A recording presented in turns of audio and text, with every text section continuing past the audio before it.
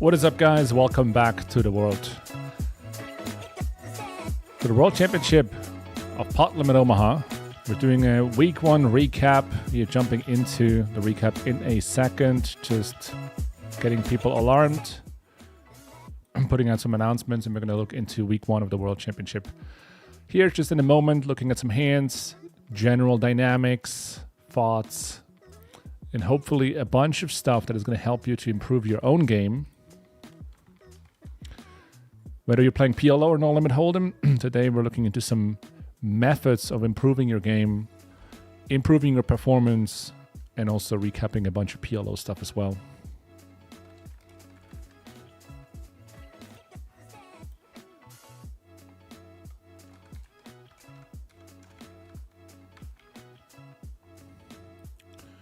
All right, putting this out in Discord.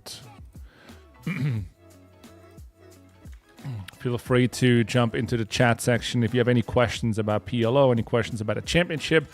Let me know in the chat. Today we are in an extremely short delay of only 30 seconds, so I am not going to stream any poker hands, but I'm happy to answer questions wherever you are currently stuck at. I also asked the same question on Instagram, and we have some interesting questions there as well. Responses that I gave that I'm going to go into in today's stream as well. So this stream is really all about how do you reach the ceiling of your abilities and then expand beyond that in poker, but also in PLO. So welcome to this Monday show. Grab a coffee, lock in. We're about to get into the midst of things. Here is the recap of the results of the week one. We played 21,000 hands in this challenge, and I'm currently up $8,700 in EV, 20,500. My win rate is 6.2 big blinds. On 2K, it is 6.4 big blinds, in fact. And we did, at least momentarily, recover our 30 buy-in downswing on day 2 of this challenge. More about that in just a moment. Let me put out some announcements, and we're going to get into it.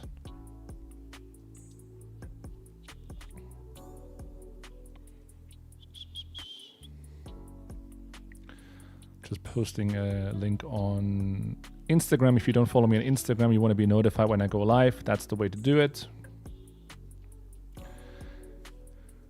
Obviously, join our Discord. If you're using Discord, there is a ton of value in there, discussing hand histories, but also being up to date with when I go live and what videos I've posted and so on. All right. So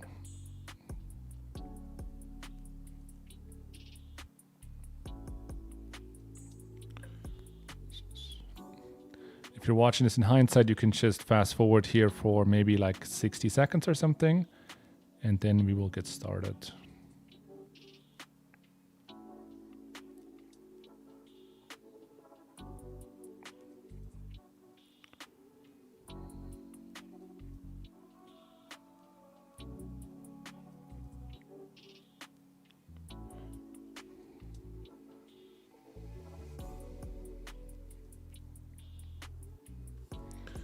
Over here, you can see a little bit of a graph.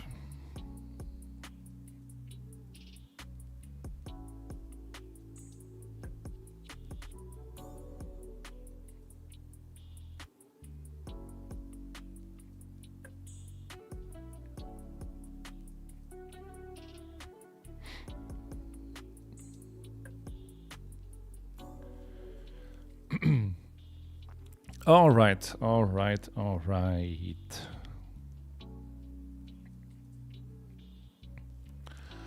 Cool. So let's start off by discussing the results at the moment.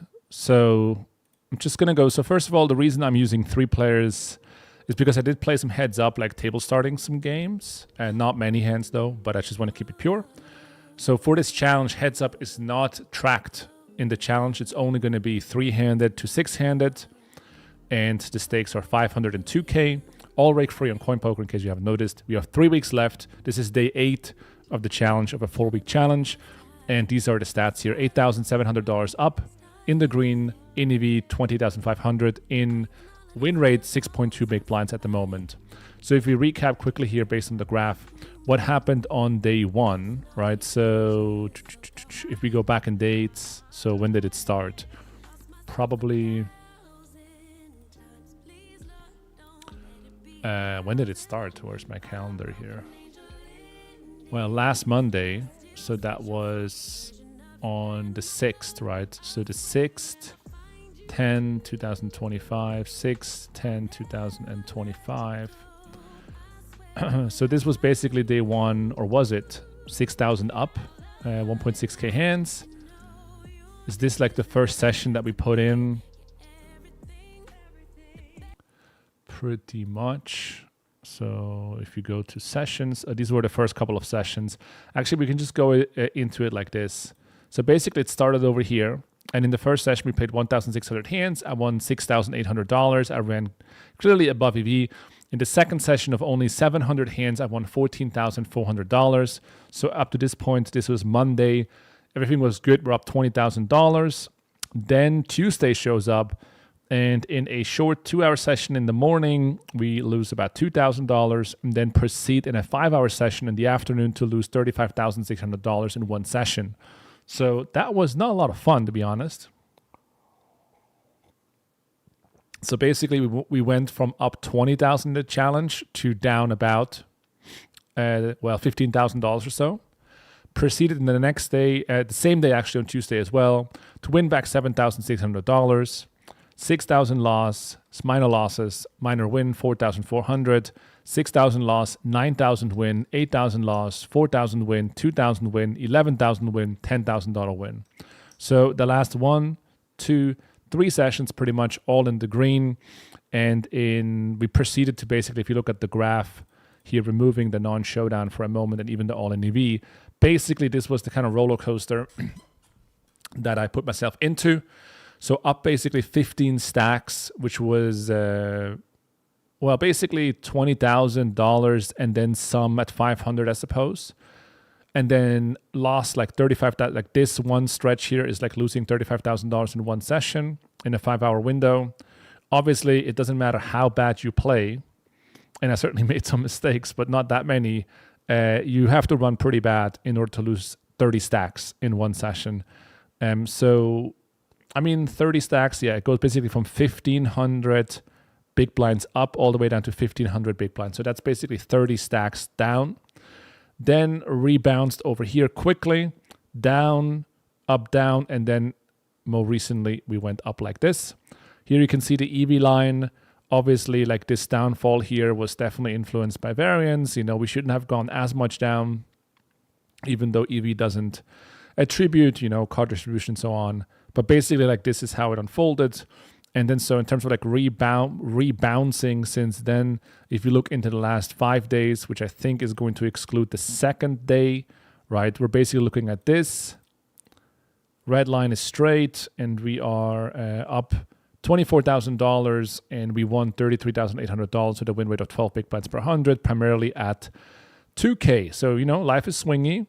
The last 5 days were great. We're able to rebound from a massive down session into the right state of mind. So in today's video, in today's stream, I want to talk a little bit about it, like what because that's the most common question. Like, how do you come back after a terrible session, a terrible downswing, things outside of your control? How do you come back and get into the right state of mind to rebound, especially in an aggressive, competitive environment like the World Championship? So that's what we're going to talk about in today's stream, as well as review some hands and so on. But before we're going to review some hands, I want to talk about the process, because really, the content that I create, I really want it to be something that helps people to elevate their own game, whether it is in poker or in PLO, in No Limit, or even outside of poker. And I want to share what I have learned along the way in order to elevate my game and put my ceiling higher. So this is basically what I do. So quick look into the standings before we're going to head into that. This is updated since overnight, so it doesn't account for today. Today I won about $10,000, and that's not accounted for in. Currently we have Vaney here at the top. The big blind per 100 win rate must be incredible. Only 12,000 hands, quote unquote only. If you look at the second place guy, he's played twice as many hands, even more than that. So different approaches here, different volumes certainly existent. In terms of the leaderboard, I'm currently, since yesterday, in place 32 and winning $14,400 in EV. And the true EV at the moment is 20,500 after today. I mean, we're still playing today, but currently I'm up 20,500 in the challenge with a win rate of 6.2 big blinds overall and 6.4 at 2K. So this is where we are currently at. So I'm going to be placed a little bit higher in the leaderboard if we were to look at it at this very moment. But obviously a lot can happen overnight and a lot will happen throughout this challenge. But this is where we're currently at, from the red into the green, bouncing back. And that's pretty much, what's going on. Where you're at in the EV challenge, pretty much share that as well. Any questions in the chat, guys? I'm going to go quickly through my process. I'm going to keep this sort of concise and then go back into the questions. So please stack up the questions in the chat. Very much appreciate it. So the first thing I want to talk about is our primers. So a couple of things. A lot of people have asked me, messaged me, or messaged people in my team, what is End Boss, the guidebook, right? This thing here in the top left. So here is the thing. This is a note-taking tool called Notion, right? In Notion, you can take notes, you can create folders, you can create a certain workflow, So in my example, I have different folders and so on, different structures of things that I do and work on. For example, for the World Championship, I have primers, players analysis, range drills, and so on, daily recaps, in-game notes, and so on. But basically what this is a system that I use in order to organize my thoughts, my game, my improvement in PLO. This is not something that I sell. This is not something that I share, because this is something you should create for yourself in order to elevate your game, right? In whatever area it is. The reason I called it End Boss, the guidebook, is because I saw this exact approach being used by Matt Marinelli, who is a phenomenal No Limit Hold'em cash game player. And I saw him use a Notion structure and he called it End Boss, the guidebook. So as a self-motivation, I was like, this guy's crushing. I'm learning a lot from Matt Marinelli through his video vicariously. Even though he plays No Limit, I'm learning a lot from Prodigy, aka Owen Masiri, through his podcast. And I'm like looking into what are they sharing about their process? How can I adapt this and work it out for myself? So that's why I created End Boss, the guidebook. And in here, I have different chapters that I'm using in order to improve my game. So the first big takeaway here from the stream for you guys is if you want to elevate your ceiling, if you want to improve your game, a lot of it has to be attributed to structure of how you work on your game. If you just wake up, sit down and play, you're going nowhere, right? You're going nowhere. You need to have a structure in place. You need to organize your thoughts and think about what are the things I'm working on, in which way, how are my frequencies, what are my win rate, how is my volume, what is currently the thing that I'm working on, right? You need to have structure. If you don't have structure, you are lost. So if you want to have an immediate hack on how to improve your game, how to elevate your ceiling, create a structure. Don't ask me to share my file because this is my structure. Use your own structure. Use this as inspiration. The same way I used the Matt Marinelli one as inspiration in order to create this. So what are primers?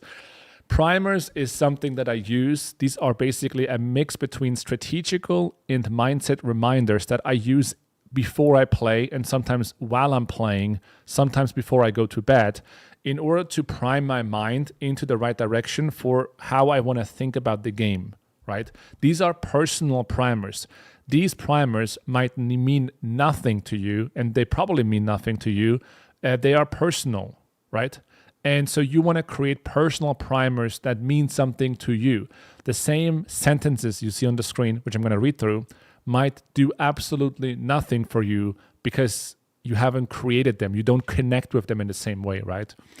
I work with a mindset coach, which I had a session today with, Jared Tendler, who I've been working, on and off for the last 15 years. And I go with him through my primers, for example, to discuss sort of what does my ideal A game look like, and when and how do I deviate from that, and how can we recorrect it so I get back to my primers, right? So let's discuss those. Number one, treat every hand like a chess match against your opponent, a focused strategical duel where every move counts. So this is another sort of approach that I stole from prodigy, right? Owen Messeri. And he was talking about in his podcast on the mechanics of poker that he really has, the way he approached the world championship, and he won the world championship, right, at NL10K, is that he really thought about the championship as in like a one-on-one battle against a heads-up match against 20 different opponents. So every single opponent he's playing has certain tendencies, they have certain leaks, they have certain instincts, and they have a certain perception of how you play. So when I'm in a hand, the way I want to think about it is like, number one, it's a strategy game. It's not personal, it's not emotional, it's strategy versus strategy. My opponent plays a strategy, which is one singular human, and I play a strategy, and I'm trying to think about how to best execute on what I know about my game and about their game, right? So I'm keeping it objective. I'm keeping it one-on-one because I'm basically trying to outsmart another player's strategy, and everyone, it doesn't matter which level, has leaks in their game. So the reason I'm using this reminder is to remind myself this is a strategy game. It's one-on-one, even if there are 6 players on the table. Usually you're in a hand against 1 or 2 players, and it becomes a heads-up situation when you're against one opponent, similar to a chess match, right? It's a strategic game, and you're trying to execute on it. So I look at this primer, and I think to myself, how am I deviating from it when I'm getting... When I'm slipping into my B game or C game, right? So ideally, I think of every hand as this is a hand where I play a chess match against one opponent, and we're basically creating our moves, right? That's the ideal state.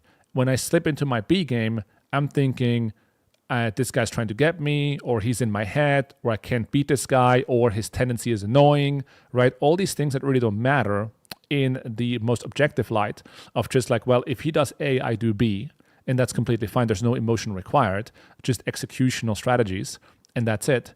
But if I slip into a more personal approach and I think, oh, this guy's trying to get me, or I'm always calling wrong, or this guy's always, bluffing me, I'm recognizing in the moment when I'm playing that I'm moving away from my ideal primer.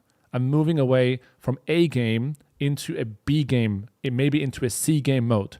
And so when I recognize that I'm moving away from that, I'm trying to refocus myself into realizing, hey, this is a one-on-one chess match, a strategical, non-personal encounterment against another individual, and we are matching strategies against strategies. That's what we're doing. And we see who comes out ahead. So, for example, you're on the river, your opponent bets, and I'm like, well, my hand really doesn't have the right blockers to call here, so my strategy is to fold because I studied that, right? This hand doesn't make sense to call because so and so and so. I fold, my opponent shows a bluff because in this challenge you can see all your opponent's whole cards. Now, if I'm in my C game, I look at the hand and I think, of course he's bluffing. Of course he's bluffing because he's running me over, he's doing this, he's doing that, right? If I'm in my A game, I realize that he gets to bluff with his hand because this hand he gets to make money with his hand because I have the wrong blockers. But in the long term, I'm playing a profitable strategy. So this is all completely fine. If he deviates and I see a hand that shouldn't be in there, I also realize, okay, so my opponent plays a bit of a different strategy than assumed. But it doesn't mean I have to call or get to call with this hand and make money. I still might have to fold with this hand because of my strategy, right? I can still deviate from it. We're going to talk about this in a second. But I recognize that, this player gets to make money when I have this particular hand in my range because I can't call because that would be too large of a deviation from an overall profitable strategy. So I'm removing the personal attachment that I have against certain individuals, right? I want to beat this guy. I want to crush this guy. I don't want to get bluffed here. And I'm bringing it back to objectivity, and I'm going to focus back into my strategy. So that's basically what this first primer is all about. Okay, next one is be a constant problem for everyone at the table. Pressure is a weapon, right? So basically, when you play poker, you should always approach it from the perspective that you need to be a problem for other players at the table. When you cold call on the button, the cutoff should at least consider, this is going to be a problem. This guy knows how to play. He knows how to apply pressure. He will use the necessary bluffs, hero calls, traps, right? He will play solid in all the streets. So I'm always reminding myself that this is a game where aggression wins. Sometimes you don't get to aggress because you don't have the right card distribution, right? Sometimes it's not your moment. Sometimes you have to fold 10 times in a row, and that is completely fine. But as a default bias, you need to be aggressive. You need to win pots that you shouldn't win. Not even from a GTO perspective, also from an exploitative perspective, right? You need to win pots that you shouldn't be able to win because you know things about your opponent's strategy that are leaking. And so whenever I'm in a hand, I'm thinking to myself, I need to be a problem. I need to represent a problem in my opponent's mind. And I do that by not giving up, by playing, sometimes I give up, by playing high pressure and high intensity poker, right? I want to win, not necessarily I want to win every hand, but I want to play at my best in every hand that I'm playing. If I don't do that, then I am not someone that is a problem at the table, right? But if I want to play my best in every single hand that I play, I will become a problem for basically every regular at the table. So I remind myself, pressure is the bias to win, even though sometimes it's okay to not use pressure because it's not your time, right? It's not the right hand, it's not the right moment, it's not the right opponent. So again, we can look at this one sentence, right? This is one of my personal primers, and then recognize that in my A game, I realized that pressure is an important part of the game.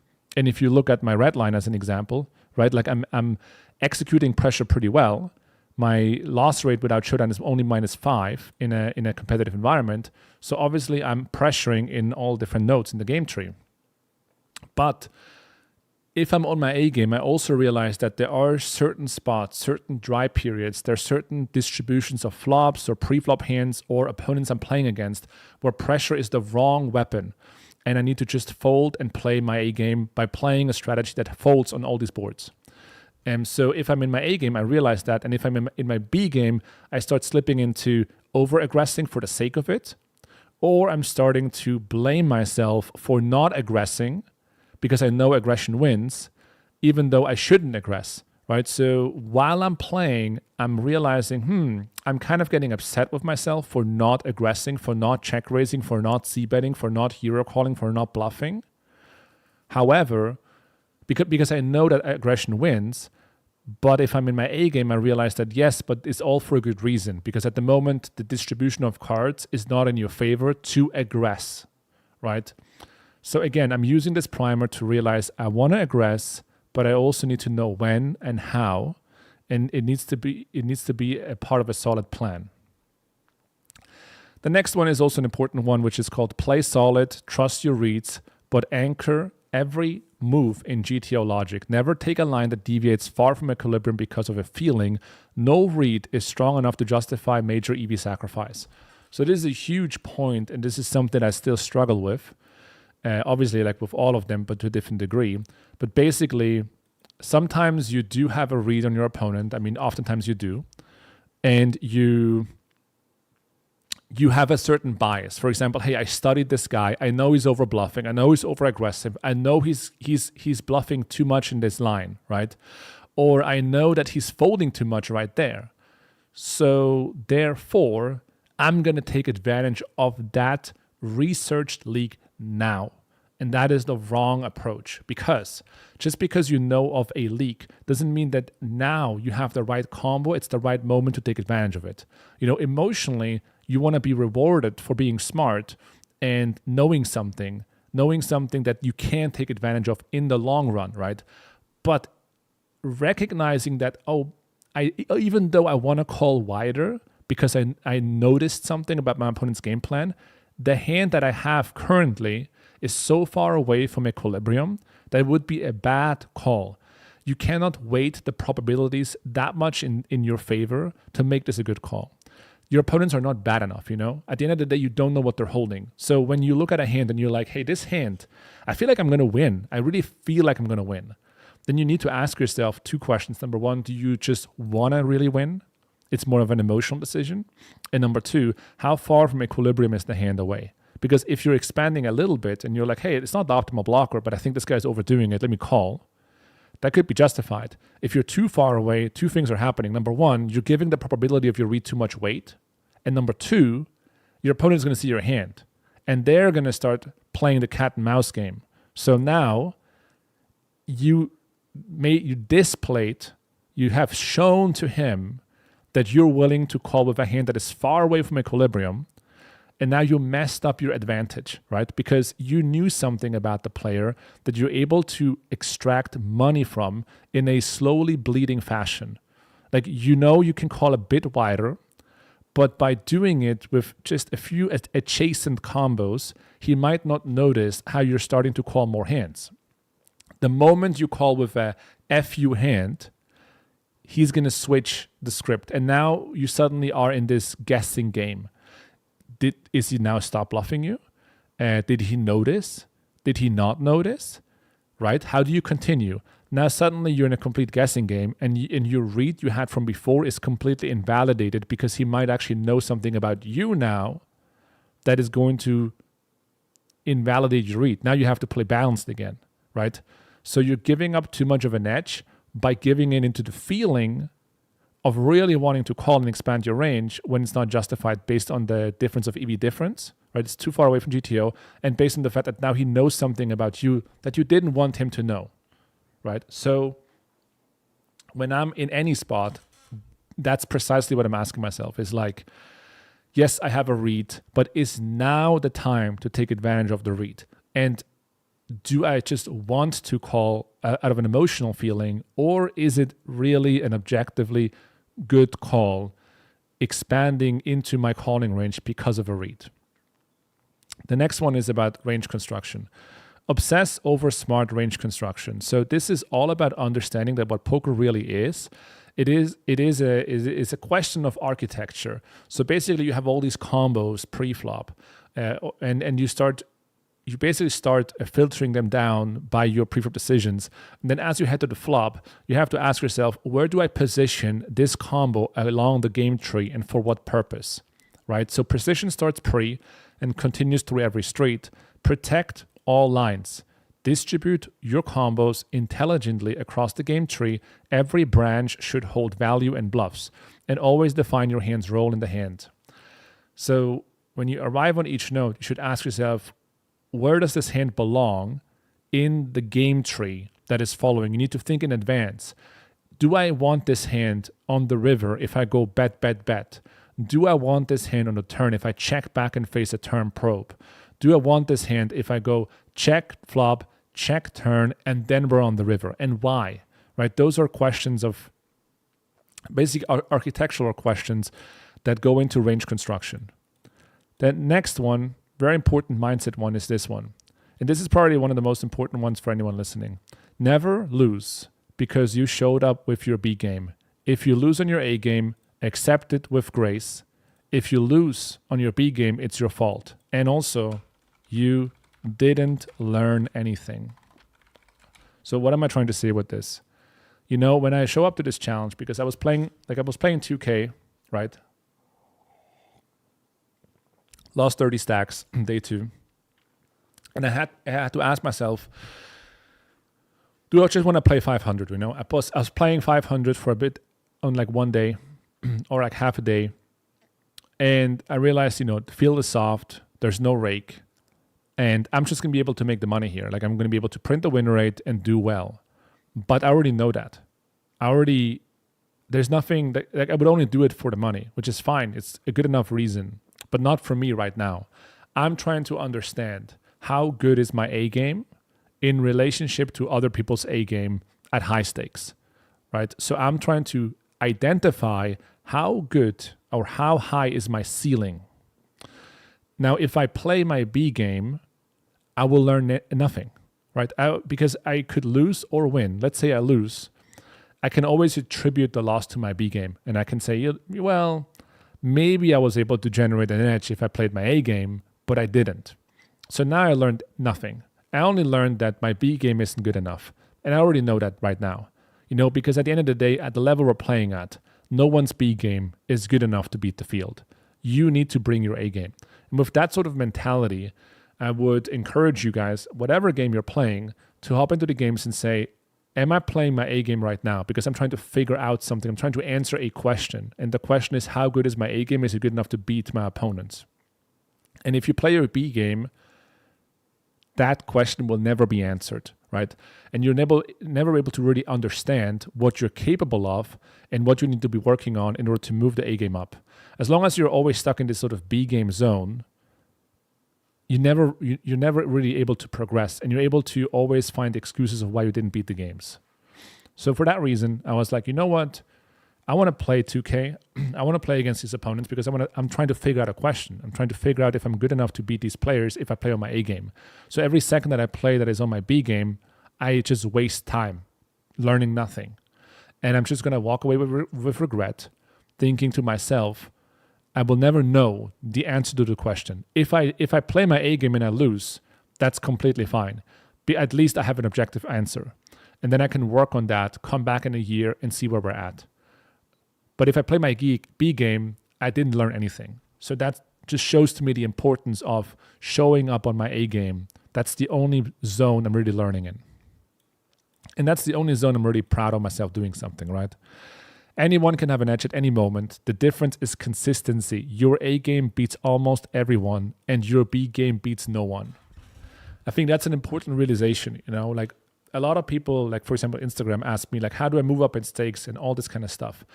And it's the assumption that like you should be able to just like win showing up half-assed, no prep, no investment, nothing.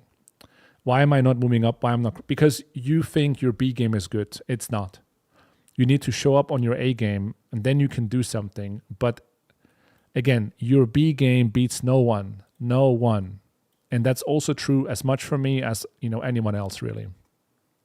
So these are my primers. I use them as strategic and mental reminders before I play, sometimes while I'm playing.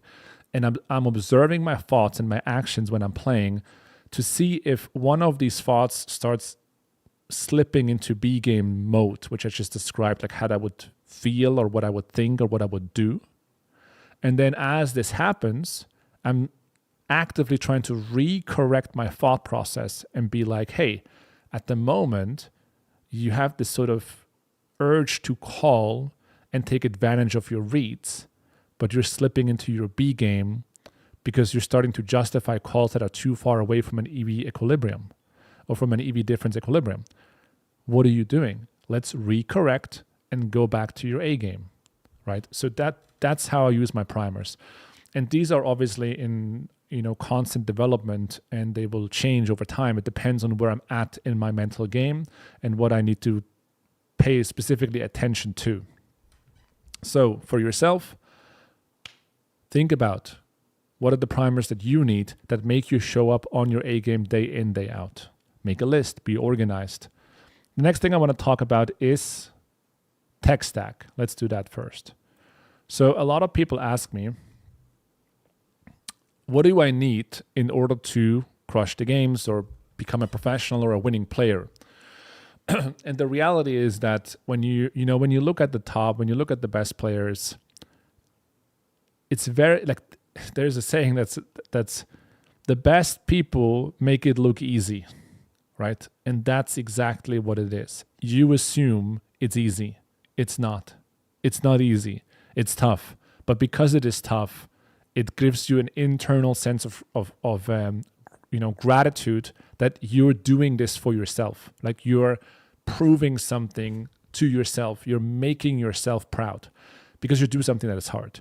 But basically, pretty much everyone that isn't creating the results that they want, for example, in poker, is because they assume it's easier than it actually is. And they think that it's too painful to actually approach it in the way that is necessary, when they don't realize that if you actually go all in and you really try very hard, that's the most amount of satisfaction that you will ever feel, right?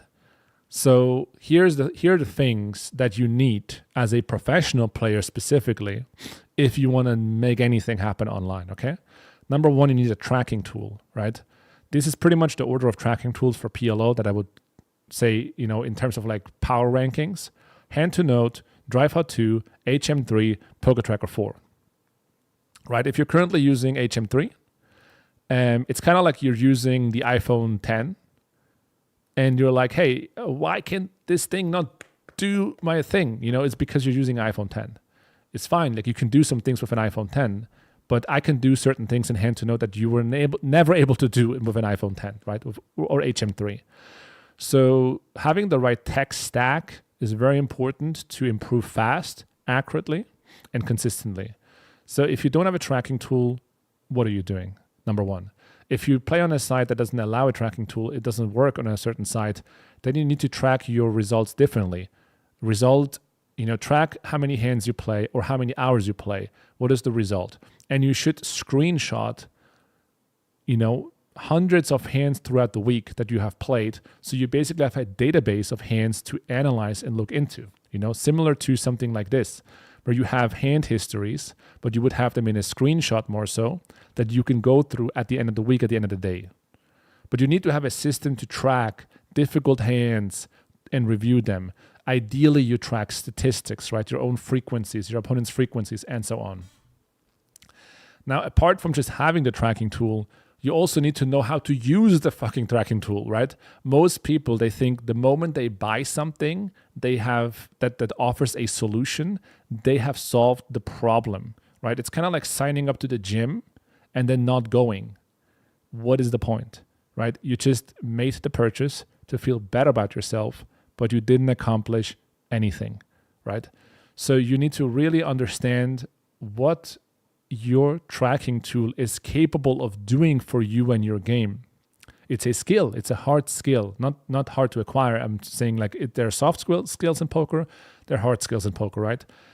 Understanding how to use a tracking tool is a hard skill. It's learnable. Put in hours, hire a coach, invest some thought, but basically you need to understand how to use it. So many people message me like, hey, can you send me your HUD? It's like, why don't you put together your own HUD? Because the thing about the HUD, for example, is most people don't even know how to use it. So why would you even require one? If it doesn't drive your decisions, if you wouldn't change a decision based on the stats you see in your HUD, why would you even need one, right? So you only need a HUD if you know what the stats represent and how they drive your decisions, which then in return requires you to actually understand the tool. So get your hands on a tool and actually put in the work. Next, you need GTO solutions. GTO solutions means you need to have sims. If you don't have sims, what are you doing, right? I mean, at this point, we have served thousands of people in the PLO Mastermind for a reason. It is because professional PLO players recognize that you need sims in order to improve. It's not even debatable or something. If you want to elevate your game, you need to use sims. It's a wonderful tool. Imagine there's a machine and it just tells you what the best way is to play a hand and how the game is actually played at a highest level. There is a dream machine. It's called Dream Machine for a reason, right? So the most traditional solver in PLO is called Monker Solver, right? And there's actually a free version of Monker Solver, which allows you to solve for turns and rivers. I would use that. Most people, they should use that, but you can also use it for pre-flop and flop. The thing about pre-flop and flop, especially pre-flop, is that the pre-flop solutions that you need are the most expensive to acquire. So as an example, in PLO Trainer, we offer a pre-solved database of sims, right? This is not a solver. A lot of people misunderstand this. This is a database that stores already pre-solved solutions. And the reason this is valuable is because with a pre-flop solution, for example, let's say for this championship, right? You go to the championship sims, which are right over here. Not here, but here. We have a 200 big blind, a 150 big blind, a 100 big blind solution for the championship. These solutions, to run these solutions, you need a very strong remote computer. You can't even have, you need a computer that basically has 1 terabyte of RAM. I actually have a local computer that has this much RAM, but most people probably don't. And that computer is $20K. And you need to run that computer for at least a week, maybe 2, 3, 4 weeks to get the accuracy required. So if you rent a server and you run this pre-flop solution, it's going to cost you around $1,000, maybe $2,000. It depends a bit where you rent and how big the solutions you're looking for. But that's why it doesn't make sense for a lot of people to rent the servers, because a single solution like this can actually cost you $1,000. Where signing up to the PLO Mastermind will cost you $200 a month, and you get access to this solution and hundreds of other solutions. So that's why it doesn't make sense for most people to run their own pre-flop solution specifically, because it costs tens of thousands of dollars to run all the solutions you would want to have. That's why we have over 200 pre-flop solutions in PLO Trainer that are accessible within a second. And those, if you think about the costs that are involved, we're talking about 7 figures at this point that we have invested into PLO Trainer. It only works economically because we sell the product. It wouldn't work if I would just use it for my own usage, right? It only works economically because we're selling licenses or we're selling usages and memberships. And so we can afford to spend $1,000 on a sim because we make the money back in subscriptions. But as an individual, it doesn't really make sense to spend hundreds of thousands of dollars on sims. At least for most people, it doesn't. It's better to get access to a tool like this. So if you don't have sims, again, what are you doing? How do you get better? I have no idea. You need sims, and a lot of the times, a good amount of the times, you want to have custom sims. So I'm going to show you how I use custom sims myself for this challenge. But basically, I use the pre-flop solutions from the trainer because, again, I cannot run this locally and it will take too much time. And then I create flop solutions in Monker Solver that I can run within like 30 minutes or an hour on my computer because it's a very strong computer. And then I have custom solutions for the spots that I'm in. For most people, like 99% of people that play a 2-blind game, not the no-rake anti-game in the challenge, but actually just GG Poker, Poker Stars, or wherever, you can just use our solutions because they already are the correct solutions you need. The solutions that I'm requiring for this challenge are custom solutions because it is a different preflop range, right? So as an example, the button opens here in the World Championship, and the big blind has to defend, as you can see here, what is this, 63% of the range, 73% of the range, right? So let's say 70% of the hands have to defend pre-flop. And in a normal game, if we switch over to, for example, GG Poker 100 at mid stakes, so 70% big blind defense. And if you look at, this is with a straddle, 1 second. Classic, so-and-so, mid stakes. So instead of defending 70% of their hands pre on GG at mid stakes, they can only defend 40% or less than 40% of the hands pre-flop. So most of you should be playing these ranges if you're not playing the championship, and you need the right post-flop solutions for that, which, you can go to post-flop. You can say, 100 big blind, single raise pot, button versus big blind. And you can basically just choose like all these flops. If you wouldn't have access to the software, you basically have to custom run each flop, which will take you, I would say, like at least like an hour to run one flop. Depends on the accuracy you're looking for and depends on the computer you have access to. So anyway, you have access to tens of thousands of sims that way. And I would basically, as a professional player specifically, combine PLO Trainer with Monker Solver. Like that combination is the ultimate combo you want to have. If you're not playing professionally, I would only use PLO Trainer, and then at a later stage, when you really need custom sims, you go and add Monker Solver to it. You can also have PLO Trainer and then have free Monker Solver for turns and rivers. Then you need a computer with a lot of RAM and threads. So if you run your turn river sims, not pre-flop, not necessarily the flop, I would recommend 32 gigabytes of RAM. 64 is better. I personally use a local machine right now that has 128 gigabyte of RAM, and I also used machines in the past that have up to 1,000 gigabyte of RAM locally in order to run certain solutions. But nowadays, what we do in the PLO Mastermind, PLO Trainer, is we basically rent between 20 and 40 servers externally, with Amazon and similar companies, like cloud computing services, and we run 40 machines simultaneously on pre-flop and post-flop solutions, and we import those sims since like the last 6 years into PLO Trainer. That's how the 7-figure cost comes together. But sometimes I run custom sims, and then I use my local computer and Monker in order to do that, and I recommend something that has, at least 32 gigabyte of RAM. As many threads as possible, of course. So basically, the RAM allows you to run a bigger solution. So for example, the flop is a much bigger solution than the turn, and the turn is a much bigger solution than the river. And the cores or the threads you have on your computer allow you to go faster.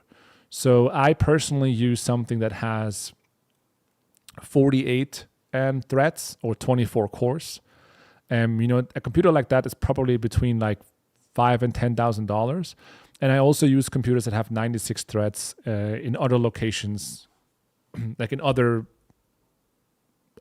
different place. Or I live in separate places, and in a different place, I have one machine that has 96 threads.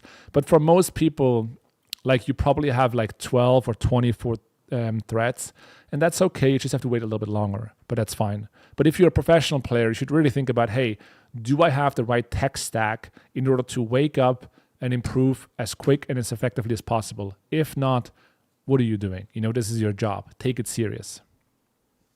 So I personally use this combination: hand to note, PLO Trainer, Monker Solver, and I use a local computer with 128 gigabytes of RAM and 48 threads. And then here's my setup. Use multiple screens. So this is exactly what I'm looking at right now, in this place I'm in right now. I have 4 monitors, right? 2 in the middle. I use those 2 when I'm playing. I'm playing in front of me. And then on the side, I do, have like other stuff, for example, notes and so on. And when I review hands and do my study process, I have like custom sims here on the left, PLO Trainer in the middle, the hand history, for example, and then Notion on the other side. So Notion is the tool that we just talked about, the software we're looking at the moment, right? And then lastly, get yourself some friends that have a critical thought process and review hands together with them. The most important thing is look for people that have high work ethic and high standards, and that show up consistently. That's going to be difficult, but hopefully along the way you will find some like-minded people. So this is the tech stack that you need, especially as a professional player, to have the right process in place. So going through this one more time, you basically have a workbook, right, like this, where you have all the stuff that you're working on, different strategies and so on, drills noted, or challenge-specific things, player notes, for example. And you have primers, and you have the right tech stack. The next thing we can talk about is, a few things. Here is, for example, so what I do for this challenge here, the World Championship, is I do review specific players that I play a lot against. I'm just going to show you a quick example of that with an example player. This is a real player. This is actually not someone that plays the challenge, but I'm just going to show you an example. This is someone that I play usually on Coin outside the challenge. And I basically want to know what is the vibe that the player has, right? So I don't really have that much time to read through all the notes that I have on a player.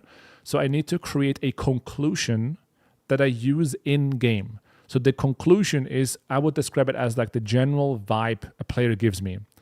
And I review hundreds of hands of an individual and hundreds of stats.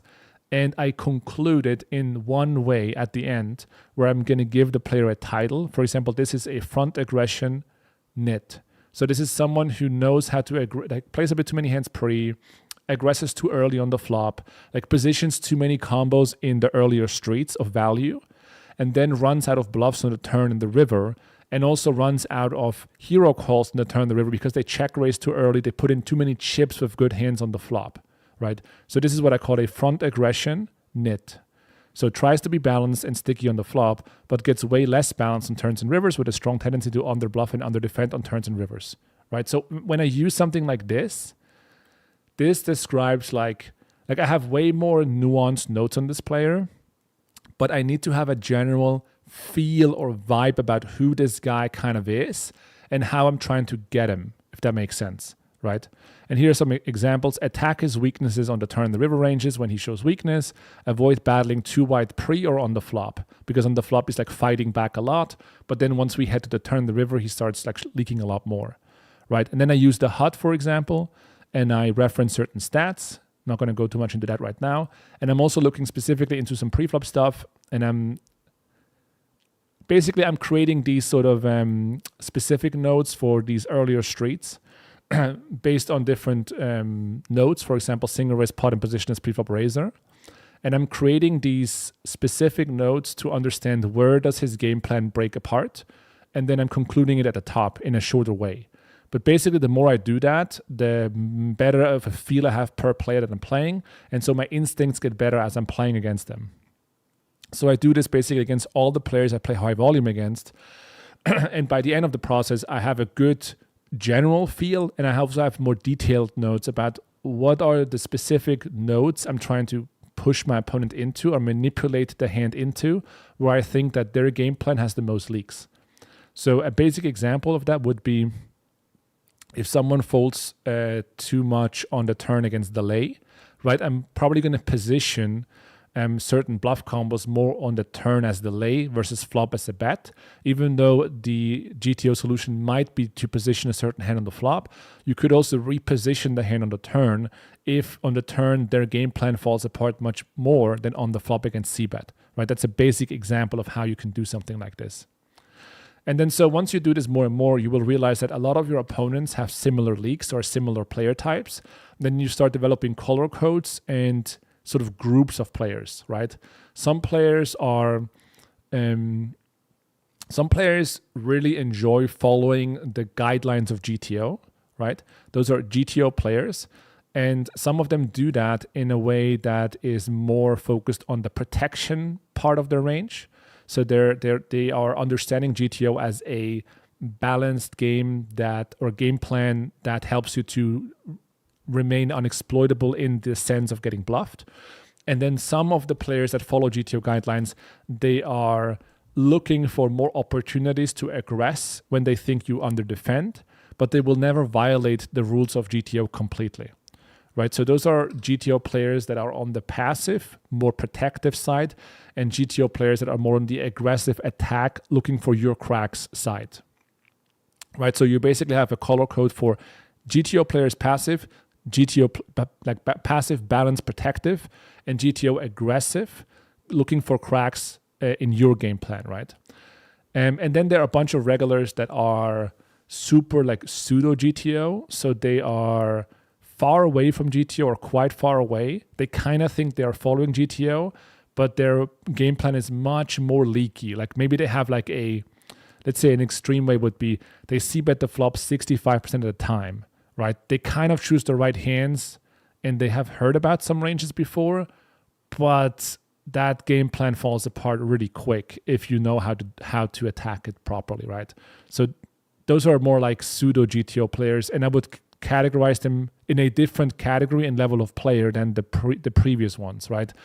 The previous ones are good GTO players, a bit on the passive, a bit on the aggressive side. The level below that are basically players who are okay, but they have very attackable nodes. Basically, when you position too many strong hands in one node, right? If you strengthen a certain range or a certain node, then you have to take away from another node. And they do a specifically poor job at that. So you kind of start understanding where the cracks are and how to lead your opponent to the cracks. So that's kind of a different level of player. And you identify this the more you do this kind of work. Lastly, hand review, which we're going to head into here in a moment much more. I'm going to show you a couple of hands that I review and the process I go into in order for you to understand what I'm looking for when it comes to moving my A game a bit up and understanding more about what to pay attention to, the notes that I take, the hands that I choose, all this kind of stuff. But with that was the first breakdown of what do I think is required to elevate your game. If you have enjoyed this breakdown, let me know in the chat. I'm going to take a 2-minute break and then be right back. And then we're going to talk about hand histories. But before that, we're going to answer your questions. So if you have any additional questions to any of this, then feel free to put it into the chat right now, and I'll be back in 2 minutes for you.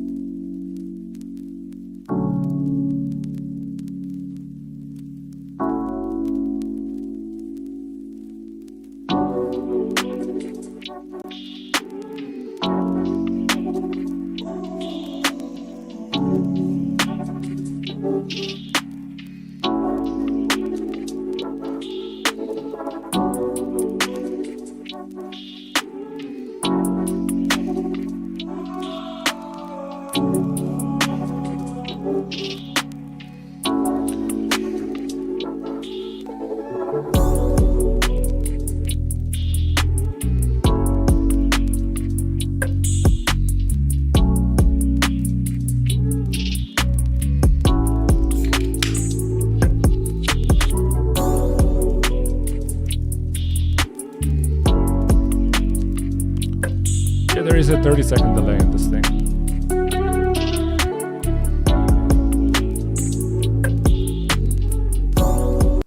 Sorry. Okay, we're back. There's a 30-second delay, but it's a short delay. You know, honestly, sometimes I keep a delay because there's always a chance that in a live stream something crazy happens, that I don't know, leak some sort of personal info on the screen. And I just realized it like 2 seconds in. I'm like, shit, I just opened the window and leaked my password or something. And then I can just end the stream and cut the delay. I mean, remove the whole thing, basically. So in case I leak something that is wrong, that's why I keep a 30-second delay. Okay.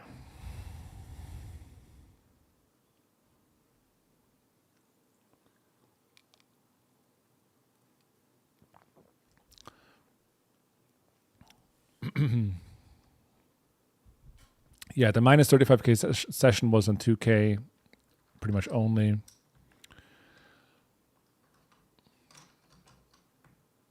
What are your thoughts about battling higher level players in intense? How do you deal with the swings and thoughts about possibly not beating the 10-20 pool when you run bad? Yeah, so that's an interesting question. I think that there are several things happening. Number one is you have to differentiate between your thoughts while you're playing and the thoughts when you're doing analysis, right? So you basically are two different people. These are two different people. One of them is the guy that is doing the analysis, right? The analyst, the researcher, the manager, so to speak, is who you are away from the table. You look at your stats, you look at your frequencies, you think about the rake, you think about all these things. And through that, you're trying to determine and estimate if you have an edge, if you care, right? You usually care because you want to play in games that you're profitable in, for the most part, so you can make money and make a career out of it. And that is completely different to when you are playing. When you're playing, the idea of like, do I have an edge is just noise, right? It doesn't matter if you have an edge. What matters is like how well do you execute on what you already know, right? You study a strategy, and then when you show up, you just do that thing. You implement the strategy, right? And then afterwards, later, you can do the analysis and you can figure out these questions and you can think about that and ponder on it. But while you're playing, you don't. While you're playing, you're just battling as hard as you can, and you will figure out later if it was good enough or if you're getting outplayed, if people are over your head, and so on. The thing is, we as humans, we really crave certainty. So when something uncertain happens, for example, there's a question you cannot answer, do you have an edge? Then it's really just that space in your head, because there's no answer to the question in real time. So then why are you thinking about it? Why is your mind not occupied with just trying to figure out how to play the hand? Right, so that's what I would think about. It's like when you're in competition mode, which means you're playing, you're competing. You don't show up to a MMA match and then you're in the ring and you're like, wait a moment, do I have an edge? I'm not sure. You're getting smashed. Like there's no time to think about if you have an edge. You are already in the ring. You just give it your best. Okay, and then that's it. And then later, again, how do you figure out you have an edge later? You look at the showdowns, you look at the frequencies, and you see where are the holes, where are the mistakes, what can I take advantage of? And you also become smarter in analyzing your own game, right? How do I play? Where are my leaks? How do people exploit me? And the more you do that, the more proficient you will become. This is also something I wanted to show you. Let me just put this off screen for a second. Okay, so this is just an alias. So this is a real player, but I'm not going to leak the screen name. But this is someone who's, for as an example, participating in the challenge. I just gave him the alias VVVV, but it's just another player. And basically what I'm doing is I'm using this custom report. This is something that I'm collaborating on with this guy called Jose, and he has a brand called PLO Brain. This is not commercially available right now, but we're implementing that into the PLO Mastermind. We're creating some sort of offer. But anyway, what I'm doing is I'm looking at these stats, right? And we're talking about hundreds of stats. I'm looking at different win rates in different nodes. And I'm not only reviewing my own game, I could also show you how my own stats look here, but it would expose my own game plan too much, so I can't do that right now. But I'm using these reports to look at my own game for the most part and to identify how do I play different than other regulars, right? And where does it become a problem? And what do other players do? And with a report like that, you're able to compare your game plan with others. You're able to understand where you're leaking, what needs to be improved. You're able to compare your game plan with GTO as well. So as a basic example, over here, you can see the defense frequencies, right? So this guy, for example, in the big blind versus the button open, folds 36% of the time, right? So the GTO frequency here is to fold, I think, 27% of the time in the challenge, right? So this guy is deviating a little bit over here, and he's over defending in the big blind versus cutoff and MP and EP, which is not uncommon. And so if I would see this in my own game, I would say like, I'm over defending the blinds. Is it working out for me? Like, do I have a large enough edge to justify it? Probably not in this challenge, so I need to be more accurate, right? So it's much easier to work on your game if you actually have stats and you can see and you know what to compare them to. What's the benchmark? What am I aiming for? How close am I? And what do I need to improve on, right? So there are thousands of stats in here that I know how to use and analyze, and this is a skill in itself, right? So I can't really break it down right now because it's going to take too long. But as an example, this player, for example, if you go to the river right down here, you can see how his river range is constructed between weak hands and value hands. And in this instance, this guy, as an example, is betting the river only with 16% of weak hands, right? So assuming someone is betting pot on the river, they should show up with 1/3 bluffs, right? This guy has only 16% of weak hands. It doesn't exactly equate to him only bluffing 16% of the time, but it gives you an indication if you compare his frequency of 16% weak with other regulars in the pool. You can put them side to side and say, oh, this guy is one of the more aggressive players. This guy is a guy that finds more bluffs from the river, and this guy isn't. You could also go into specific lines and say, if a certain player plays the bet line or plays the bet line, how often is it weak? How often is it strong? Now, this player doesn't have a big enough sample in order for us to look into this, but there are some players that I do have the sample on, and it's going to work really well. So data is power, and like that's what I do also in reviewing opponents and understanding like how they play, where the leaks are.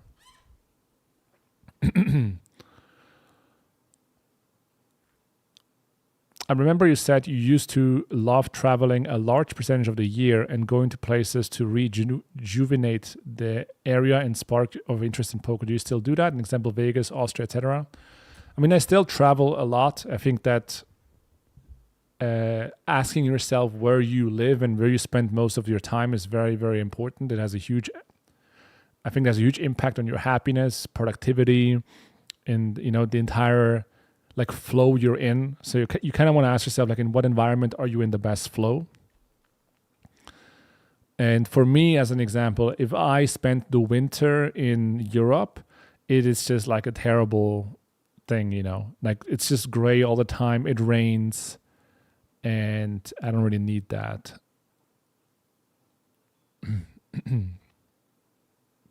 Do you play live anymore? I haven't played live in a while because I put a lot of attention to the business, and playing live poker is at this point for me, it's just less of an appealing. There might be a different time again, but at the moment, I don't like the kind of money I can make in live poker is like not as interesting to me, and the intellectual challenge of playing is also not as interesting to me, right?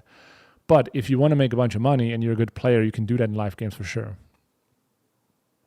But working in my business, for example, like I'm just like making a lot more money that way, and it is a lot of fun as well. So yeah, I would say live poker at the moment. I wouldn't do it for the money, but like if I really feel like playing, for example, the PGT, the Poker Go tour is happening this week, and I'm probably going to go to Vegas for a couple of days and play some of the tournaments. They're the 5K, 10Ks. How do you benefit from studying these ranges? I guess if one is playing MTTs regularly, it's beneficial. I mean, it's not only like, hey, you learn how to play these ranges, like you learn how to expand your game overall. You learn how to play wider ranges on the button when you call. You learn how to play wider range when defending the big blind. It's not only that it helps you with, for example, an MTT game, but I think it also just helps you to learn how to deal with weaker ranges overall.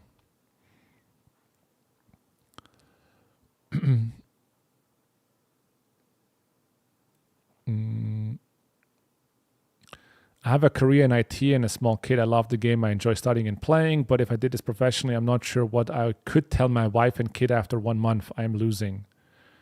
I mean, depends how much financial responsibility you have and if you know what you're doing, right? So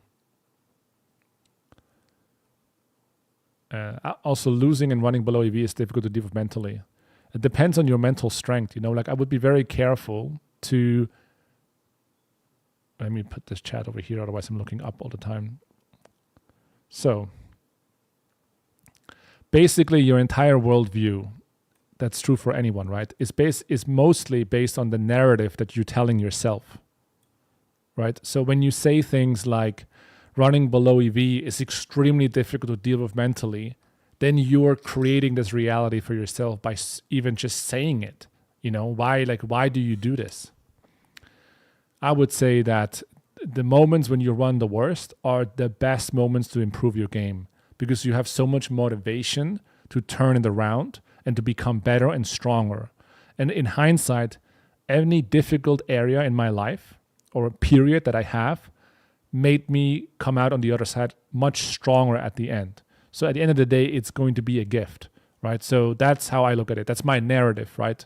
You can't I'm not going to poison my narrative with someone else's narrative if that narrative is not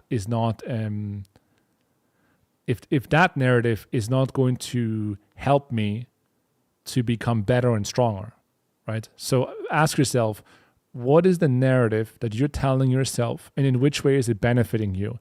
If it's not benefiting you, why are you keeping the narrative up, right?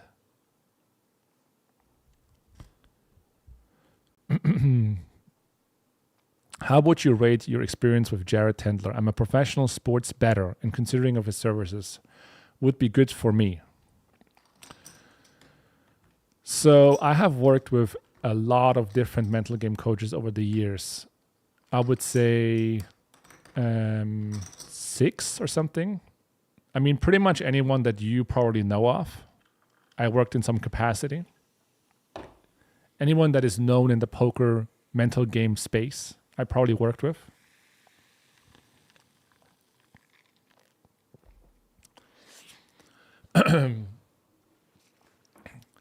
And different people have different preferences. For me, Jared is number one. That's why I'm working with Jared, right? Because I could work with anyone if I wanted to spend the money. And I tried pretty much working with everyone. And at different periods in my life, different mental game coaches were helpful. They have different approaches and styles. What I like about Jared is this. I would say, number one, he's not pretentious, right? What I feel like a lot of the mental game coaches, they are so deep in the shit of mental game that they're trying to convince you everything is mental game. Hey, we need to be spiritually and, we need to like rework everything. Every moment in your life needs to be reworked. You need to be enlightened. You need to spend weeks in meditation retreats. You need to develop your third eye. You need to really break down and cry and then have this spiritual awakening. And then finally you can play poker, Like this fits their narrative of like trying to sell you something. But it doesn't keep things practical. And I work with all these guys. And I think that's the thread really is that you stay in the loop of just like keep working on yourself and identifying yourself as the problem, like, oh, I need to keep working on myself and this like spiritual enlightenment or whatever it is. And what I like with Jared is that he keeps things extremely practical. He is very down to earth and he keeps things practical. He pretty much never includes any like who, whatever BS. You know what I mean? So, like what we discuss is something I can immediately implement. And it's not something that needs 20 hours of reworking my childhood or whatever in order to get to higher performance, if that makes sense. So that's what I enjoy about him, the practicality of it and the fast amount of experience and also relatability, He's not like pretending to be someone he isn't. And that's what I enjoy about Jared. So I started working with Jared when I started playing poker professionally, which was in 2011, right? That's the first time I booked 10 hours with Jared. And until today, we have a really good rapport in the sense that like he knows how I've developed and this, even though we're still working on the same things I worked 15 years ago with him and, resolving certain things on myself, I stepped up a lot along the way, but we always keep things practical to like move the ball forward one step at a time. So at the end of the day, what I would say is that the more you sort of level up as an individual, meaning like your hourly goes up and your productivity goes up, the more you benefit from bringing someone else in there in order to squeeze out the additional 10, 20, 30% out of what you have, if that makes sense. It's also difficult at some point to find people that really understand where you're coming from. And have the expertise to guide you from where you are at the moment,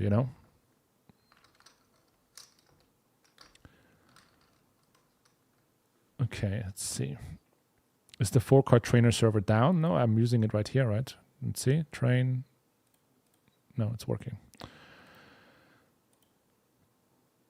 I'm sure VVV is Veni Vidi. No, it's not Veni Vidi, by the way.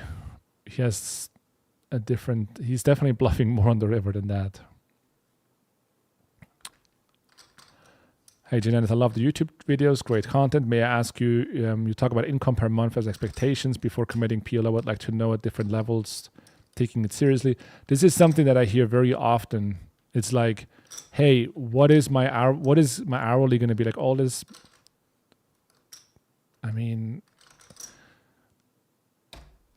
like, here's the thing, like you're basically asking, how much money am I going to make as a professional athlete? And the answer is, it completely depends, dude. My answer is going to be pretty irrelevant to you. What you need to have success before you become a pro. So let's say at the moment, you're doing poker not full time. You need to have months of winning records, of a track record that tells you, hey, I'm winning, I'm making money, I'm consistent, I can do this, before you even consider or entertain the idea to go full time. So by that time, when you have your own track record, you're able to answer the question that you just posed yourself way better than I could ever do, right? Because you would play with your skill set in your environment, the stakes you're playing at, and you would have a track record, and that would tell you, hey, I'm currently making $200 an hour, and I'm playing this side, this skill level, and I can probably move up to this and this. All these things are dependent on you. So yeah, you can make $10 an hour or $500 an hour playing online poker. It's both possible. It doesn't help you, does it, right? So before you consider going pro, you need a track record. Okay. From someone that is moving from Hold'em to PLO and wanting to make a living from it, would you recommend going 4 or 5 cards? I would say it depends on the games you have access to and what you naturally think you will enjoy more and are more curious about. Whatever path you're going to choose, like you're going to be succeeding in, as long as you put enough focus into it, right? If you do too many things, then it's not going to work. So it's more important to just make a decision versus the right decision in that instance. Always build your own hut. Start from simple, exactly. How much do you use node locking versus opponents who approach a spot way different than GTO? I don't use that much node locking apart from like no lead frequencies. I'll give you an example. We're going to jump here into our first hand. So let me bring up hand to node. We're going to jump into our first hand analysis.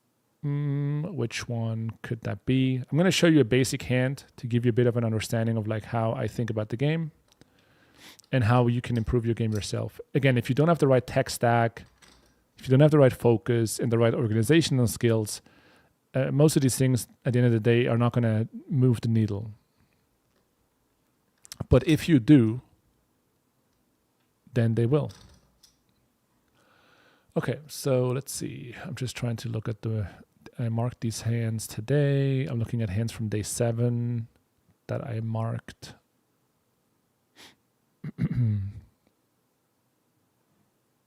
Day 7.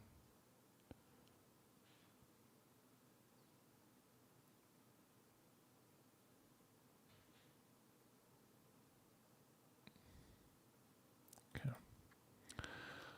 So, as an example, we go into this. All right.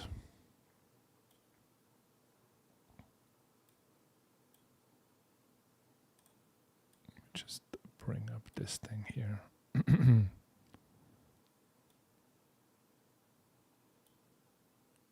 Okay.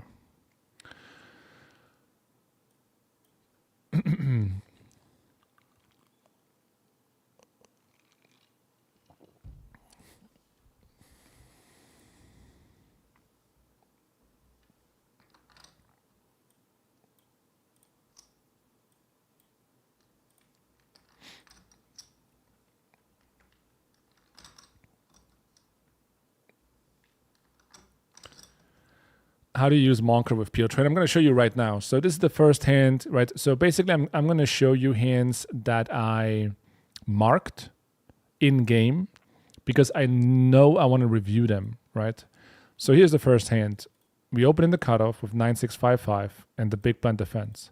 The flop comes 10-7-3, check, bet, and fold, right? So you look at this hand and you think to yourself, what the hell are you doing? Where's the big all-in?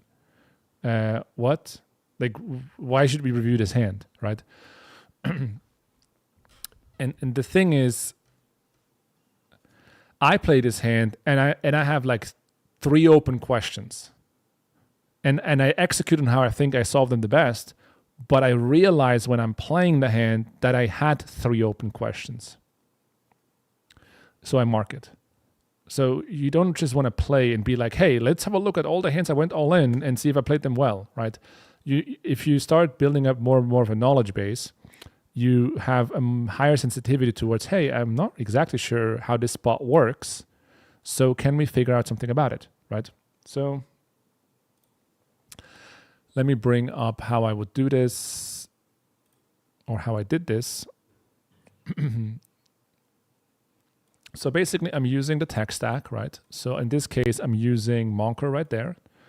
And then I am, close this for a second, come back to the trainer, right? So I go to the preflop ranges we need, which in this case would be these World Championship ranges, right? and I would take the cutoff range. And the first question I had was like, is my hand actually an open in the cutoff, right? Because we have 9, 6, 5, 5. And that was my first question that I had in game. And I looked down at the cutoff. So if you have a 39% RFI range, which in normal games would be a 30% range. So there is the uncertainty, right? Because these ranges are much wider than usually. So I'm not really sure where to expand into. And so 9655 is actually not an open. And I want to look into the EV difference first. So 9655 is losing about 16 big blinds per 100 to open raise. So the first thing I notice is, okay, my hand, right, is a preflop mistake of 16 big blinds per 100, which is a noticeable mistake. The second question I want to answer is, so what are the fringe hands that are opening? So what are hands that are similar? They belong to a similar hand category, but are actually profitable opens, right? So 9655 only finds the open when it is double. And then 9866 is going to be an open for 3 big blinds. So that is the fringe hand. Or if we look at a pair of fives, it would be 7655, which is an open at 12 big blinds per 100. So I'm not just asking myself, is it an open or not? I'm also identifying the fringe hands that are in fact opens. So I already know, okay, well, we opened wider than I should. Was it justified? So now comes the exploitative question as the next part.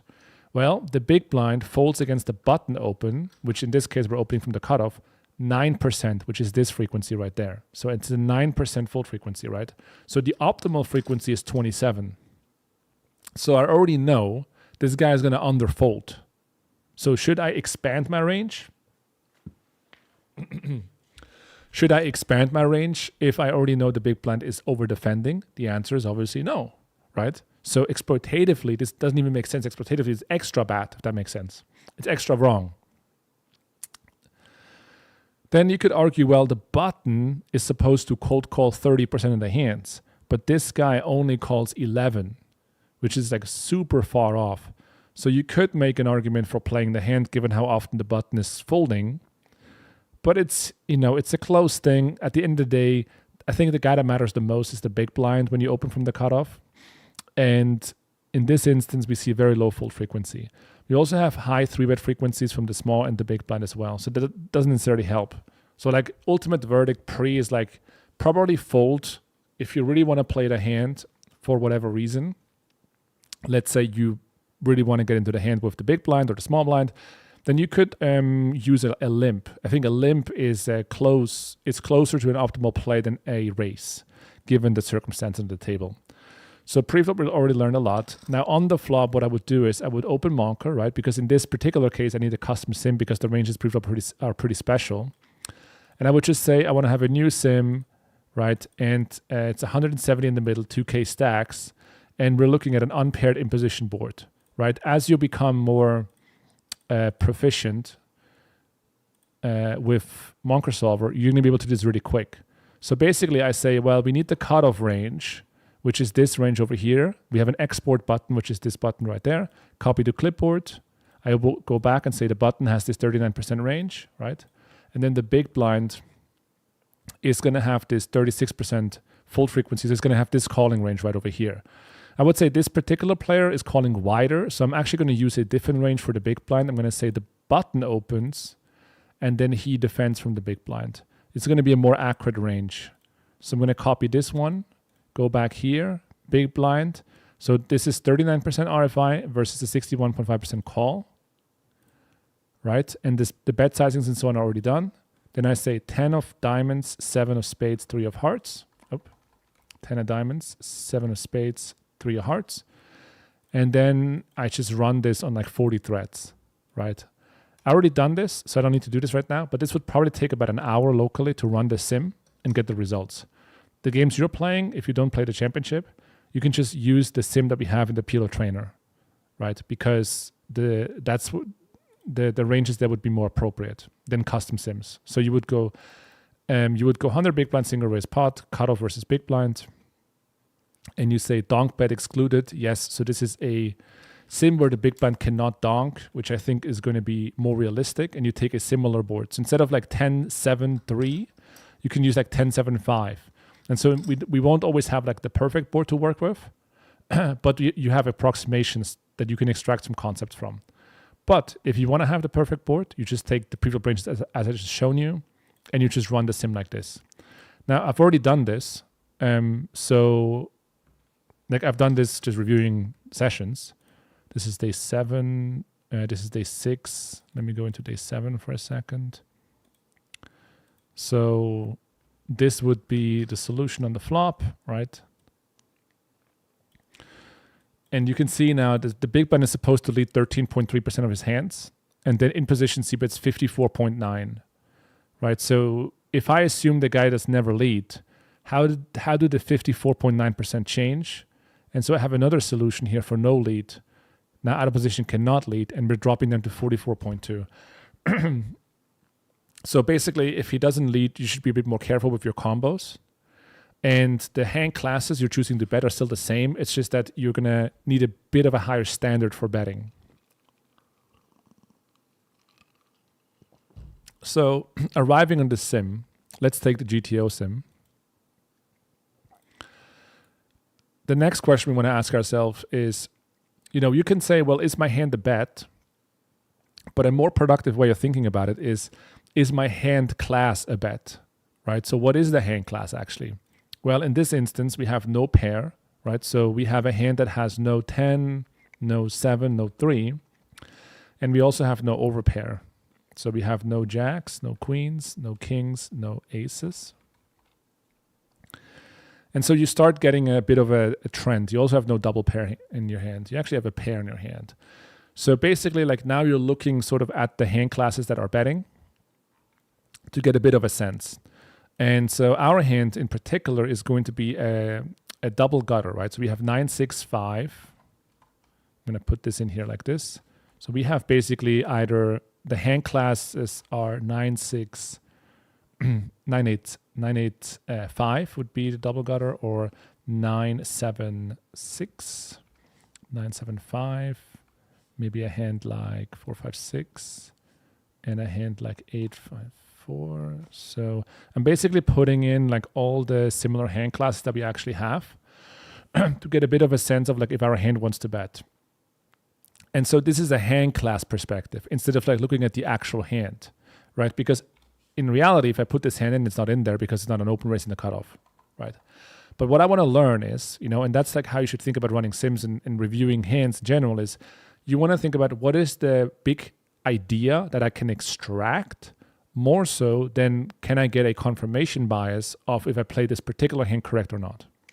So the first thing that I would notice here is on the left-hand side, you see a lot of green, right? So what does that mean? If I filter to green more, green is basically you don't have a backdoor flush draw. And the problem with not having a backdoor flush draw is that your opponent will find more continues because he's not going to have the clubs as often. And also when you get called or raised, you have less equity. So you're basically putting in more chips with less equity and less fold equity. That's a bad combination. So if we have clubs, especially if we have 2 or 3 clubs, we should be already alarmed of like, wait a moment, our clubs are going to be a problem, right? In our instance, we only have 1 club. So that's okay. We have a backdoor flush draw as well. The next thing that I would notice is like, if we have 9s, like let's have a look. So 9s versus 8s versus 6s versus 5s. So like as our pair goes lower and we have less showdown, it looks like we want to aggress a bit more because our hand is weaker overall and we don't benefit as much from the free card, I guess. Say we have a nut gut shot here on an 8 and we probably prefer more to check back because that card is really valuable. Where with our hand, it's a bit harder to make the nuts anyway and cooler our opponent in a check-check scenario. So we probably benefit more from like betting and just forcing out other hands. And then maybe lastly, like what I would think to myself is like, well, like our hand class can bet call, anyway all the time, unless we have like some especially bad combo. So we can bet call anytime anyway. So maybe I want to like remove some of the combos. Again, the club idea is interesting to me, and nut gut shot probably wants to check back a bit more often. Like those are some of the key concepts that I would think about. If I look back at my actual notes,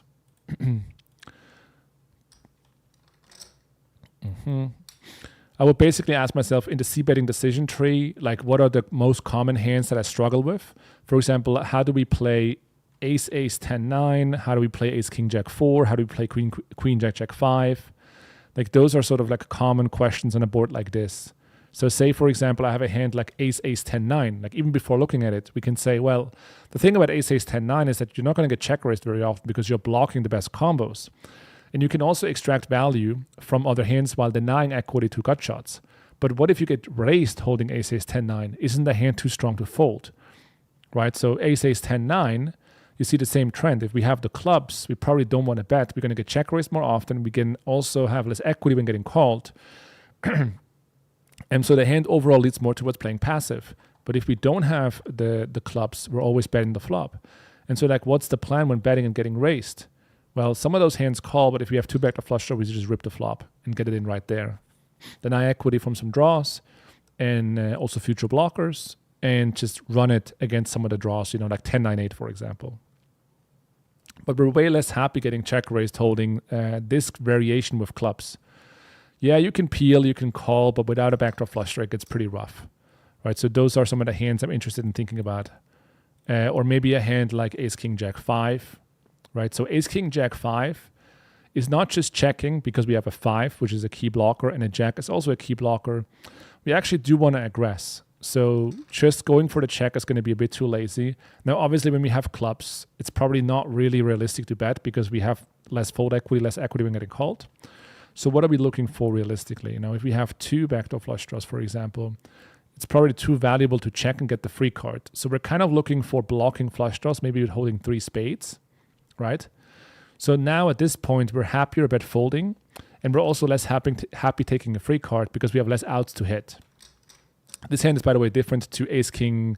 Let's say we give it a deuce. Deuce is a special card. Let's say it's a queen, right? If we have 4 overcards, now we're never betting, basically, these kind of combos.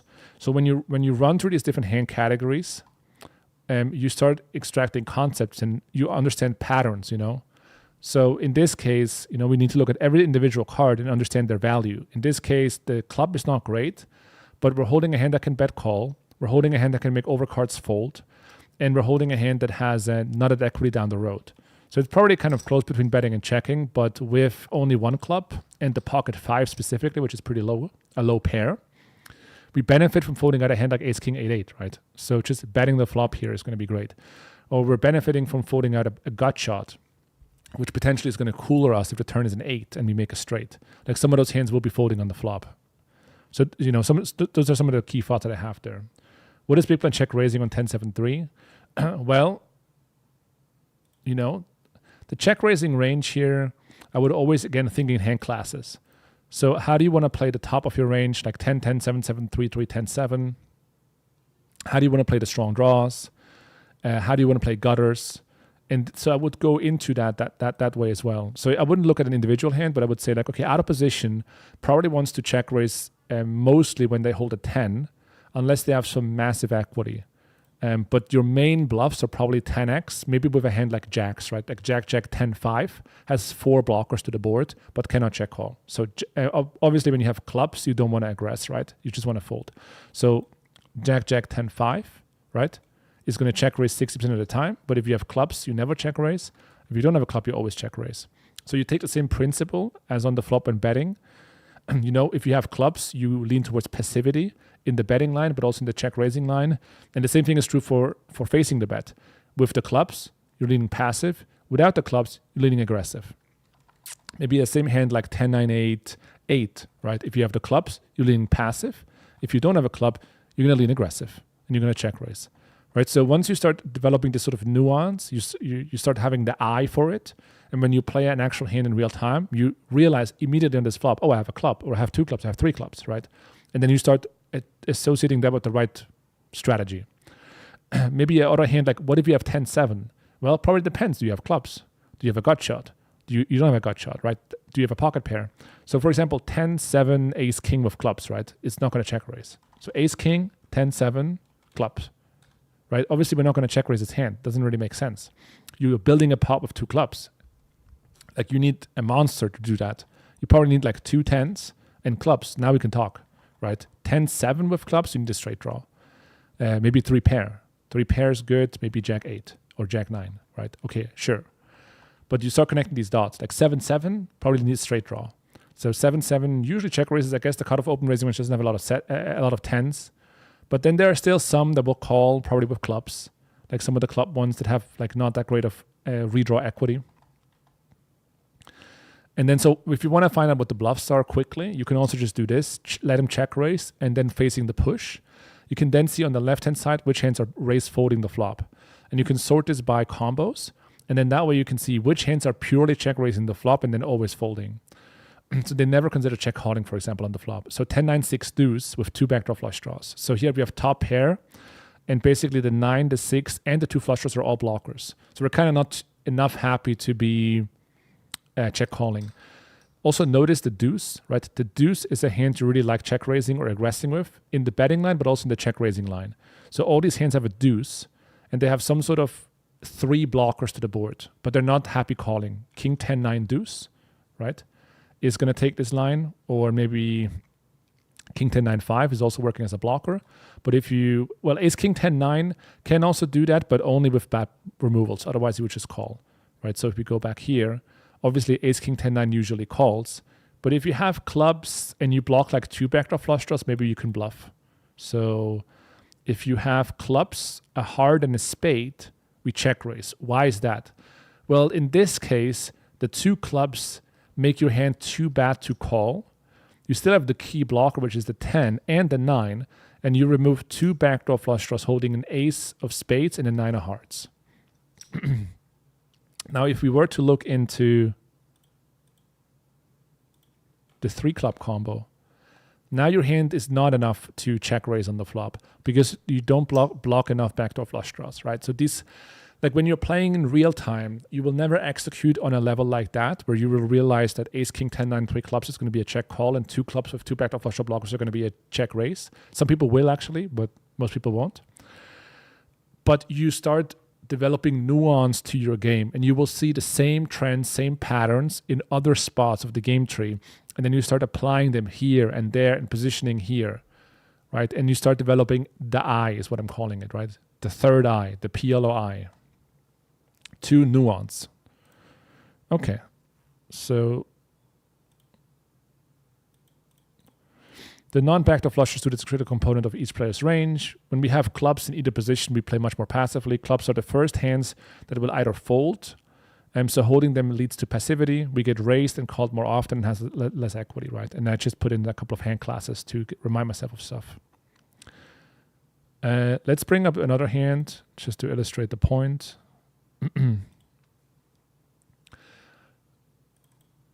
So this hand, for example,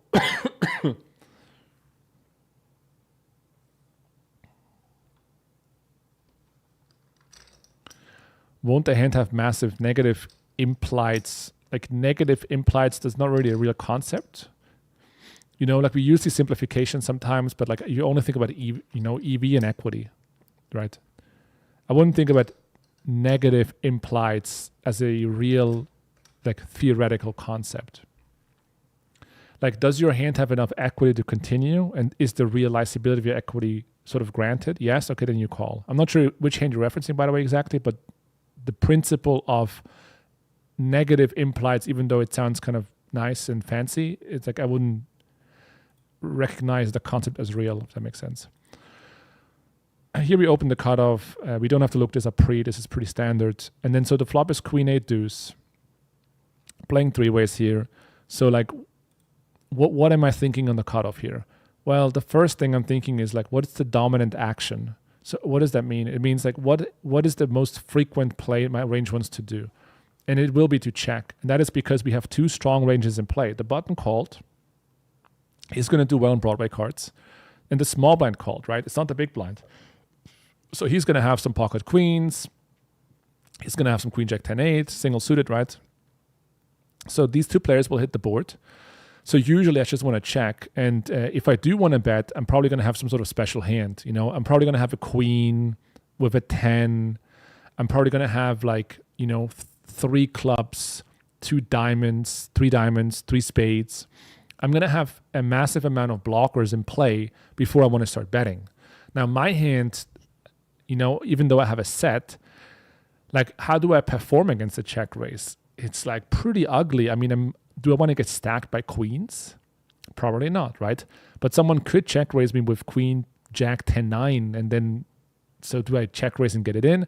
Basically, the dominant action is to check, and then the hands I want to bet have a queen, a 10, a jack, a 9, and they have 2 spades, 3 spades, 3 clubs, 3 diamonds, right? So my hand is basically a check. That's where we start. Now, if you happen to bet these hands all the time, what is going to happen? Well, you're going to play check fold way too often in these spots, and your range is completely unprotected heading to the turn. Now, you might think it's not a problem, but that's the first path to mediocrity, or to actually, it's just a terrible strategy, is to always think, my opponents are all idiots. I'm just going to bet all the good hands. Yeah, that's how you join the idiot club, basically. So no, that's not how you want to think about it. Dominant action is check, so we check. So button bet small. So now it comes down to like, do we want to check raise or not? Well, if I check raise, I'm going to get stacked by queens. I'm going to get stacked by 8s.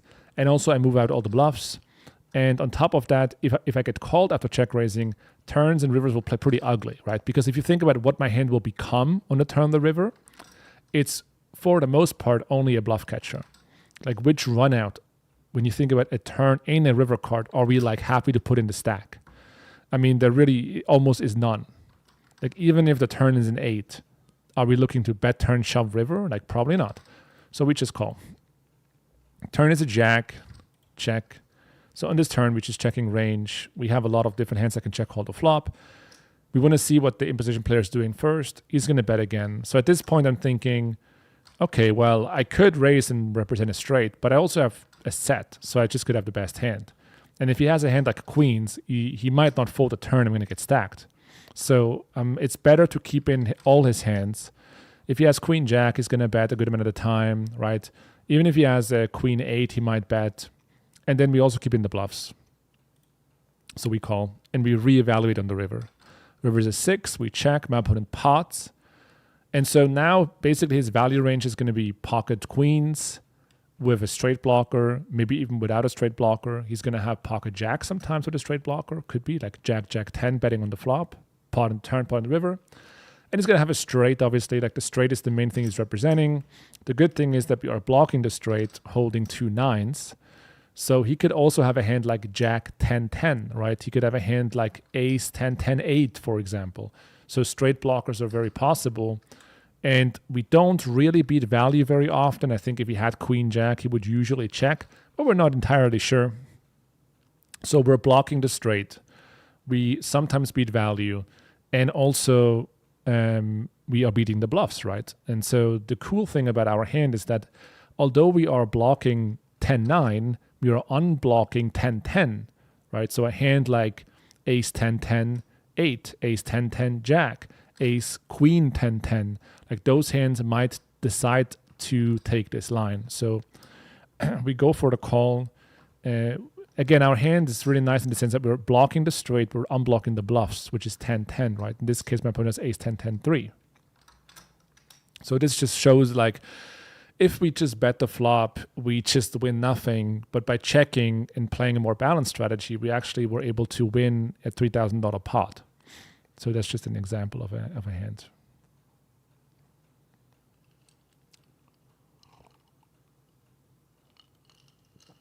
Okay.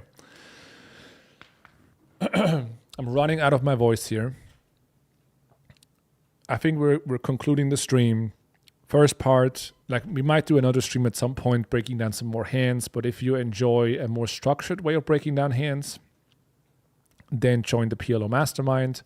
I produced hundreds of videos in there. At the moment, I think live we have at least 100 videos of myself, probably more. We have new coaches in the PLO Mastermind, in case you haven't seen that.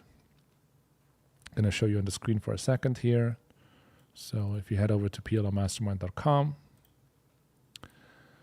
let's have a look who's in the box here. So a couple of new fellows. We got Mr. Demosthenes in the mix, is one of our new coaches. We have Tobias in the mix, one of our new coaches. Let's see, what else? And we got Mike over here, one of our new coaches. We got Ville down here, one of our new coaches. If you haven't been in the mastermind for a while, we have 4 new coaches at this moment. Here, Hello, PLO Mastermind. You're looking at Demon Steen. He's playing high stakes, in this case 5K, 5-card PLO. My name is Demostin, and I will be bringing to you 3 interesting hands from high stakes that I played recently. 2 will be from 5K, 1 will be from 2K. So that's the first hand, which is 5K on coin. Villain opens on the button. Yeah, so we have a 5K, he makes like 1K, 2K, and 5K videos for 5-card PLO. Over here, we got another excellent new coach. What's up, guys? My name is Tobias Anttila, and I will be the newest addition to the 5-card PLO coaching team here at PLO Mastermind. Some cash game graphs here. So you can see we have some very qualified players here in the 5-card streets, 2 new coaches, both playing high stakes PLO. On the right, you can see my bluffs. And the example spot I've chosen to demonstrate this is a 3-bet pot between the button. Over here, we got a video from Mike. PLO Mastermind members, this is Mike, percent pot. But again, I mean, look at his combination here. He has a wrap, but he has no pair interaction and, you know, a backdoor flush draw. What's up, PLO Mastermind? And over here, we got Ville. Going down with the c-betting. Breaking down small blind versus big blind, plain single raise pots, session review. So yeah, if you're looking for a more structured way of improving your game, PLOmastermind.com. Alongside the subscription, whether it's 4 or 5-card PLO, you get access to PLO Trainer, which we have seen today. Okay. This is it for today, guys. Hopefully I've enjoyed today's recap. There's so many more hands that I could be recapping from week 1. Maybe there will be an additional video, but we also have to preserve some of the energy to actually just play and compete. Current status of the challenge, 21,000 hands in. My EV is $20,500 and the win rate at 6.2. Most of the hands have been played at 2K. And yeah, we made a successful comeback so far, at least, from the 30 buy-in downswing all the way up to now being up a couple buy-ins on the challenge, or 10 buy-ins to be precise. On the challenge, I keep playing 2K, keep playing week 2, and I'll see you guys out there in the field, in the mastermind, over here on YouTube. We're closing after today, and I'll keep you guys up to date. So make sure to subscribe to the channel, of course, so you don't miss any future updates. And with that, we're going to close it out. Yeah, I marked out some hands that are not double gutters there. I got it.